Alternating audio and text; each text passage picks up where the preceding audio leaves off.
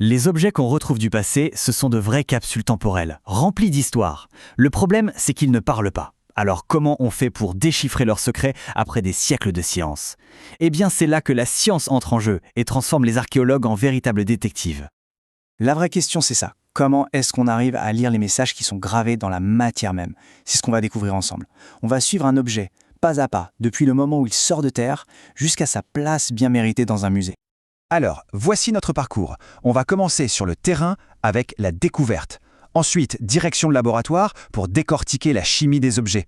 Après ça, on verra comment on arrive à les dater, puis on assemblera les pièces du puzzle pour révéler des histoires incroyables. Et on terminera sur la manière de préserver tout ça. C'est parti! Tout commence donc sur un site de fouille. Bien avant que l'objet n'arrive dans un labo high-tech, l'archéologue mène déjà l'enquête, en collectant les premiers indices qui sont absolument essentiels. En étudiant par exemple la couche de terre où l'objet a été trouvé, ça c'est la stratigraphie. Ou en analysant sa forme, son style, la typologie, on obtient déjà pas mal d'infos cruciales. Mais bon, ça a ses limites. Pour connaître l'origine exacte des matériaux ou la date précise de sa création, il faut aller plus loin. Il faut passer au niveau supérieur. L'objet arrive nettement au laboratoire. Et là, il faut l'imaginer un peu comme une scène de crime. Les scientifiques vont déployer tout un arsenal de techniques pour faire parler ce témoin silencieux du passé. Cette phrase résume tout. Chaque petit morceau d'un artefact est unique, irremplaçable. Ça veut dire que les scientifiques n'ont pas le droit à l'erreur. L'analyse doit être parfaite du premier coup, parce qu'il n'y aura pas de deuxième chance. Alors, comment est-ce qu'ils choisissent la bonne méthode? En fait, c'est un processus super logique en 3 étapes. D'abord, ils regardent la taille de l'échantillon. Est-ce qu'on a de la marge ou est-ce qu'on peut à peine y toucher? Ensuite, sa nature. Est-ce que c'est organique, comme du bois, ou inorganique, comme du métal? Et enfin, la question clé posée par l'archéologue, qu'est-ce qu'on cherche à savoir au juste? C'est ça qui va orienter le choix de la technique. Allez, regardons 2 techniques de base. D'un côté, la microscopie, qui permet de zoomer sur la surface pour identifier un matériau par sa texture, sa structure. De l'autre, la radiographie. Là, c'est un peu comme chez le médecin. Ça permet de voir à travers l'objet, sans l'abîmer, pour découvrir ce qui se cache à l'intérieur. Pour creuser encore plus, on sort l'artillerie lourde. La spectrophotométrie, c'est comme obtenir la recette chimique complète d'un objet. La fluorescence X, elle, analyse la surface sans même la toucher, ce qui est parfait pour les pièces super fragiles. Et puis il y a l'activation neutronique, qui peut carrément voir à travers la rouille ou la crasse pour dénicher des indices sur l'origine géographique d'un matériau. Bon, maintenant qu'on sait de quoi est fait l'objet, la grande question c'est quel âge a-t-il? Pour répondre à ça, les scientifiques utilisent des sortes d'horloges naturelles.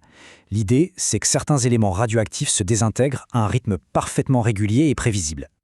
Et ce chiffre, 5730 ans, c'est la clé de voûte de la méthode de datation la plus connue. C'est ce qu'on appelle la demi-vie du carbone 14.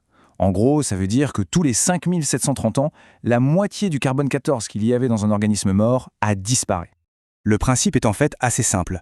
Quand on est en vie, que ce soit une plante, un animal, un humain, on absorbe du carbone 14 de l'atmosphère. À la mort, cet apport s'arrête net. Et là, le carbone 14 commence à se désintégrer, tic-tac, à un rythme constant. En mesurant ce qu'il en reste, on peut remonter le temps et calculer depuis combien de temps l'organisme est mort. C'est ça l'horloge au radiocarbone.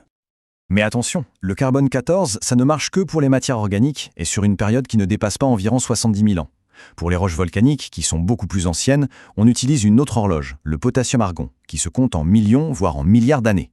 Et pour la poterie, on a la thermoluminescence. Elle mesure l'énergie que l'argile a accumulée depuis sa cuisson, un moment qui, en gros, a remis l'horloge à zéro.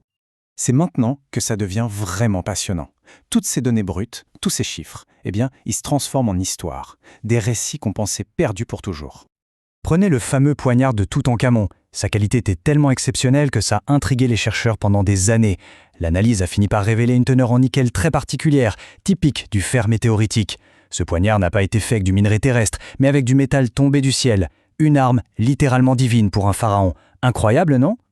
Un autre exemple qui change tout, les magnifiques sculptures d'Ifé au Nigeria. On les a toujours appelées les bronzes d'Ifé. Sauf que l'analyse a montré qu'il s'agissait en fait de laiton. C'est un alliage différent. Et ce n'est pas juste un détail pour spécialistes, ça change complètement notre compréhension de l'histoire économique et technologique de l'Afrique de l'Ouest à cette époque. Et celle-là est géniale. Elle montre comment la science peut même nous aider à traduire des langues mortes.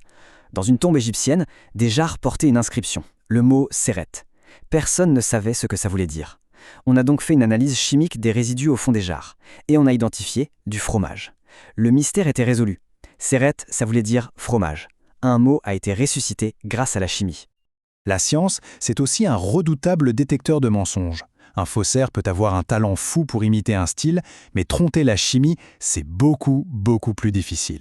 Un pigment qui n'existait pas à l'époque, une fausse patine qui s'en va avec un peu de produit, ou des marques d'outils modernes sur un objet de l'âge du bronze, l'analyse scientifique, elle ne se laisse pas avoir. Mais le voyage de l'artefact ne s'arrête pas là. Une fois qu'il a livré ses secrets, il reste une dernière mission absolument cruciale, le préserver pour les générations futures. En Afrique, par exemple, les monuments en pierre font face à deux grands ennemis. D'abord, les sels qui sont dans le sol. Ils remontent dans la pierre par capillarité et en séchant, ils cristallisent et font littéralement exploser la surface de la pierre. Et à ça, il faut ajouter les énormes variations de température qui la fissurent et la fragilisent. Alors, comment on lutte contre ça? Les conservateurs ont plusieurs cartes en main. Ils peuvent par exemple créer des barrières physiques pour bloquer les remontées de sel ou laver la pierre avec des compresses d'argile. Parfois, la seule solution est de construire des abris, voire de déplacer les monuments les plus fragiles. En fin de compte, chaque objet ancien, c'est un fragment de notre histoire commune. La science nous donne aujourd'hui des outils incroyables pour lire les messages qu'ils contiennent. Mais c'est à nous de faire en sorte que ces voix du passé ne s'éteignent pas. La vraie question est peut-être là. Saurons-nous être de bons gardiens de cette mémoire ?